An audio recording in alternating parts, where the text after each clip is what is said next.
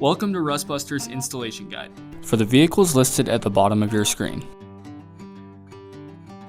Before you begin, if you're uncomfortable performing any of the processes listed in this guide, then we strongly suggest you seek the work of a professional. Ensure you have all the tools and utilities listed and that you are following all of the manufacturer's safety precautions during use. Step 1. Disconnect your vehicle's battery.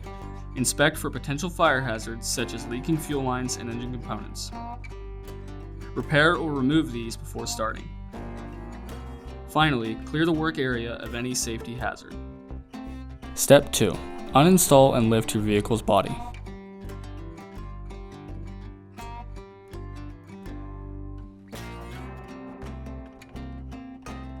Step 3. Cut and remove the rivets holding the center body mount and use a hammer and punch to remove the studs from the holes.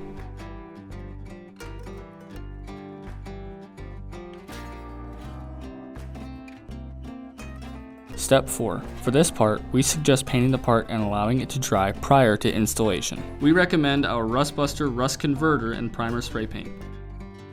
Step 5. Remove any frame rot or rust in the work area and spray the work area with rust inhibitor or primer.